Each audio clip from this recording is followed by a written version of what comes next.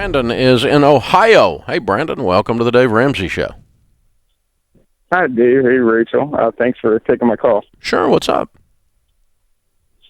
So I kind of made a dumb decision when I was 3 years ago with my ex. I'm getting married in September, so I'm trying to, fix out those wrinkles. So I co-signed on a car for my ex, and I ended up letting them take it. They repossessed the vehicle and everything, and there's $11,000 still owed on the car. I'm not sure if we should, worry about that right now, or because we have $8,000 saved up, but we just wasn't sure if we should tackle that or leave that for later until they actually, pursue it.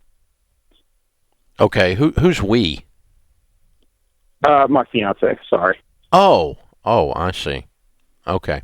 Well, she should not do anything until she's married to you. Yeah, I understand.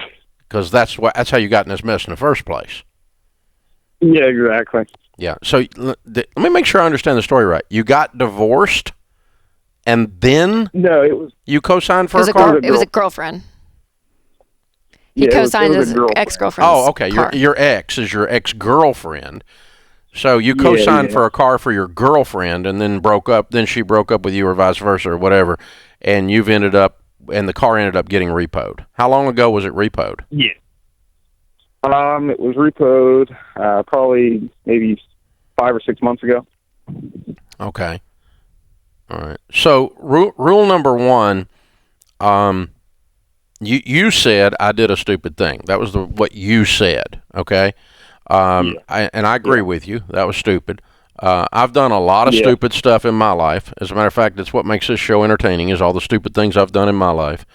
And so the thing I always want to do after I do something stupid is I really want to say never again.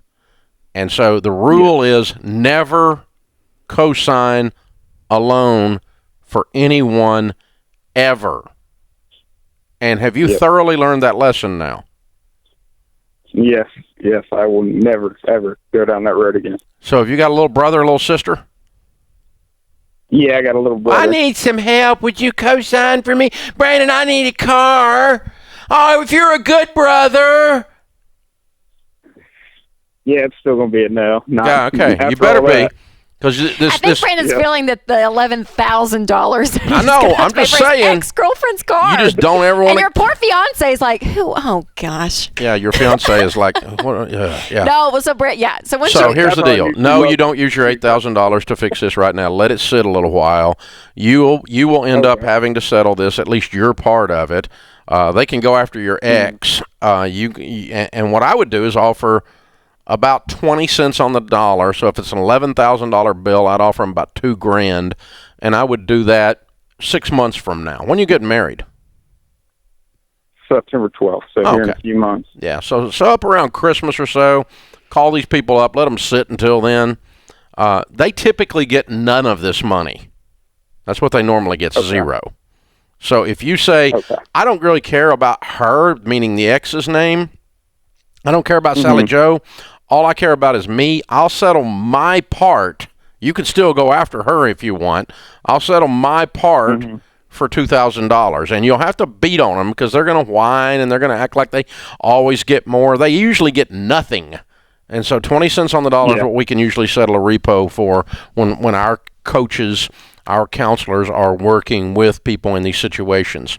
Because, again, the companies on the repo deficit usually get nothing, nada. And just putting that in your debt snowball. If there's other debts that you guys are working on. Yeah, clear up your other debts first. Yeah. Just let that thing sit. But if you got $8,000 and you don't have any other debt and you get married and you still got $8,000, then just call them up and start trying to negotiate. It may take you 2 months of going back and forth with them, just messing with them.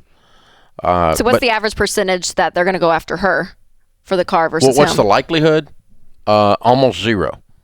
Because they knew she wasn't worth the cost of a bag of flour. That's why they wanted a co-signer. They knew she was a deadbeat. That's why they wanted a co-signer. She may not have been a deadbeat. She just didn't have money for it. Where do we end up? She didn't pay the bill. The car got repoed. So what do you call that? Deadbeat. Okay, so that's what you call that. So yeah, I mean that's the thing. What's wrong? she just doesn't have the money. Anyway, it's nothing. It's semantics now. Okay. But, I mean, she didn't pay the bill.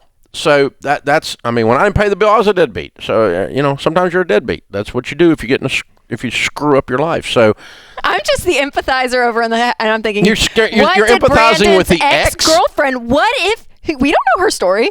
What if she got in a lot of trouble? We don't know. So, I don't know. Not that she's listening to the show. You're just so sweet. You're so sweet. Hey, that's guys, why people like you.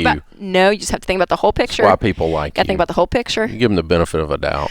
I got a Dr. John Deloney fist pump in the booth right now. Think about the whole picture. Yeah, well, that's right. Okay. We're expanding our minds. We're learning. We're expanding our minds. I'm just kidding. Keep going. Yeah. She didn't pay the bill. The car got repoed. So you can call it what you want to call it. It's pretty simple. That's it. That's the facts. That's the facts.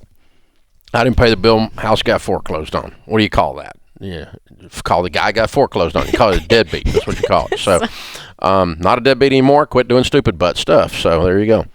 It changed the whole thing. Thus your life was better growing up. So there we go.